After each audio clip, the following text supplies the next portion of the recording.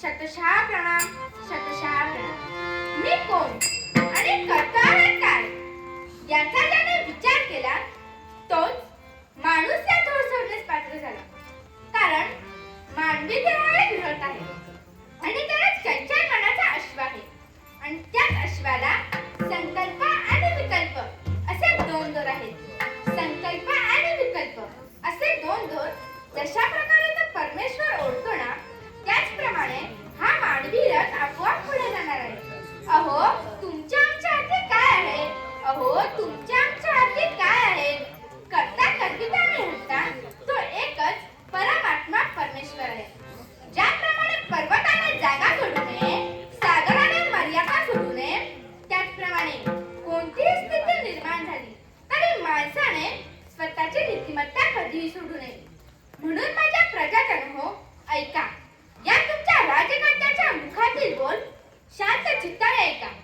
काल काय घडले ते आठवीत बसू नका. काल काय घडले ते आठवीत बसू नका. जीवनात उद्या काय घडणार आहे याचा विचार करू नका. परंतु आज मात्र वाईट वागू नका, म्हणजे उद्याचा दिवस चांगला जाईल. रस्त्याने चालताना असे चाला, रस्त्याने चालताना असे चाला की इतरांना आदराने आपल्याला नमस्कार केला पाहिजे. चार चौघात बसताना असे बसा की प्रत्येक माणूस आपल्या शेजारी येऊन बसला पाहिजे. आणि मरताना असे मरा की आपण मेल्यावर बैलाच्या डोळ्यात सुद्धा पाणी यायला पाहिजे. मरावे परी कीर्तिरूपी उरावे या विचाराप्रमाणे आपल्याला जीवन जगायला हवे. नाहीतर तुमच्या आमच्या जीवन जगण्यात काय अर्थ. जगात फक्त 6 गोष्टी सत्य आहेत: संत, ग्रंथ आणि भगवंत. जन्म, मरण आणि ज्ञान. जन्म होणार तिथेच होणार, मरण येणार तिथेच येणार. जन्म मरणाचा फेरा चुकवू शकत नाही आणि दुःखाची तरी ओलांडल्याशिवाय सुखाचा शोध लागत नाही.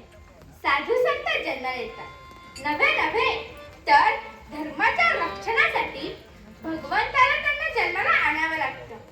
तसेच माणसाला जन्माला काय यावं लागतं तर 84 लक्ष जन्ममरणाचा फेरा पार करीत असताना गत जन्मात केलेले भोग पूर्ण करण्यासाठी माणसाला जन्म मिळत असतो. देव कधीही कुणाचे वाईट करत नाही, देव कधीही कुणाचे वाईट करत नाही. परंतु मागच्या जन्मी केलेले भोग भोगून घेतल्याशिवाय देव कोणालाही सोडत नाही. म्हणून स्वतःची संस्कृती चांगली असते. जिथे संस्कृती चांगली असते ना तिथे संतती चांगली असते आणि जिथे संतती चांगली असते ना तिथे संपत्ती आणावी लागत नाही, ती आपोआप घरात प्रवेश करते.